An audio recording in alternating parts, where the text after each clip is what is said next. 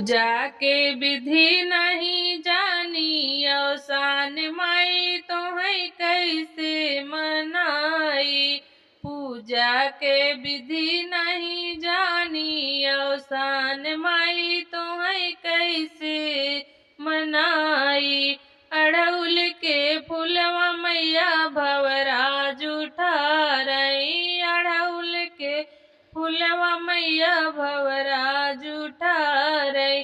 कवन फूल गजरा बनाई, अवसान माई तोहै कैसे मनाई। कवन फूल गजरा बनाई, अवसान माई तोहै कैसे मनाई। पूजा के विधि नहीं जानी, अवसान माई तोहै कैसे मनाई। गंगा के जल मैया मछली जुठारई, गंगा के जल मैया मछली जुठारई। कवन जल कलसा भराई, अवसान माई तोहै कैसे मनाई। कवन जल कलसा भराई, अवसान माई तोहै कैसे मनाई। पूजा के विधि नहीं जानी, अवसान माई तोहै कैसे मनाई। धनवा के बाल मैया सुगना जुठारई, धनवा के बाल माई सुगना जुठारई। कैसे के लैया भुजाई, अवसान माई तोहै कैसे मनाई। कैसे के लैया भुजाई, अवसान माई तोहै कैसे मनाई। पूजा के विधि नहीं जानी, अवसान माई तोहै कैसे मनाई।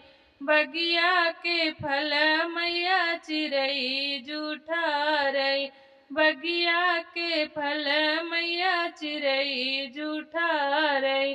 कवन फल तोहका चढ़ाई, अवसान माई तोहै कैसे मनाई। कवन फल तोहका चढ़ाई, अवसान माई तोहै कैसे मनाई। पूजा के विधि नहीं जानी, अवसान माई तोहै कैसे मनाई। गैया के दूध माई बछड़ा जुठारई, गैया के दूध माई बछड़ा जुठारई। कैसे स्नान कराई, अवसान माई तोहै कैसे मनाई। कैसे स्नान कराई, अवसान माई तोहै कैसे मनाई। पूजा के विधि नहीं जानी, अवसान माई तोहै कैसे मनाई। पूजा के विधि नहीं जानी, अवसान माई तोहै कैसे मनाई।